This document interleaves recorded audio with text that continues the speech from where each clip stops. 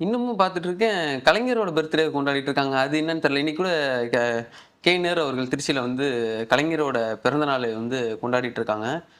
முடிஞ்சிருச்சுல 3ஆம் தேதி தானே? முடிஞ்சிருச்சு. இன்னி தேதி இன்னும் 20 நாள் ஆச்சு. அது அவங்களுக்கு ஆயுத பூஜை மாரி. எப்ப வேணாலும் கொண்டாடுவாங்க. நாங்க மாசம் ஃபுல்லாமா. நீங்க வேற. அதெல்லாம் 1 வருஷத்துக்கு கொண்டாடுவாங்க. கலைஞரின் பிறந்த நாள் சொல்லி அடுத்த பர்த்டே வந்துச்சு. 2027 வரைக்கும் கொண்டாடிக்கிட்டு இருப்பாங்க. அதுக்கப்புறம் மறுபடியும் ஆரம்பிப்பாங்க. ஏன்னா நடுவுல சின்னவர் பர்த்டே, பெரியவர் பர்த்டே எல்லாம் வரும். ஆமா. அப்படியே சேர்த்துப்பாங்க. அப்படியே சேர்த்துக்கிட்டு அதை கட் பண்ணிட்டு அடுத்து சின்னவர் பர்த்டேக்கு வந்துருவாங்க. அது நவம்பர் மாசம்னு நினைக்கிறேன். அப்புறம் அங்கிருந்து முடிச்சு மார்ச் மாசத்துக்கு என்னமோ அவர் பர்த்டே நினைக்கிறேன். 3 மாசம். ஆமா. பிரிச்சுக்கிறாங்க. அப்புறம் அங்கிருந்து முடிச்சாங்கன்னா ஏப்ரல் மே 2 மாசம் விட்டா அப்புறம் மறுபடியும் தலைவர். இப்படியே ரொட்டேஷன்லயே அவங்களுக்கு தலைவர் இருக்காங்கல்ல, 3 பேர் இருக்காங்கல்ல. ஆமா. ரொட்டேஷன்லயே விளையாண்டு 4 வச்சுக்கோங்க இப்போ. 4 எப்படி? இளந்தலைவர் ஒண்ணு வரார்ல. இப்போதைக்கு வாய்ப்பு இல்ல. கம்பெனி எல்லாம் கொடுத்திருக்காங்க. முதல்ல அவரோட குவாலிஃபிகேஷனை வளர்த்துக்கணும். அதான் வளர்த்து இப்ப கம்பெனி இருக்கே. சிஓ மாறிட்டல.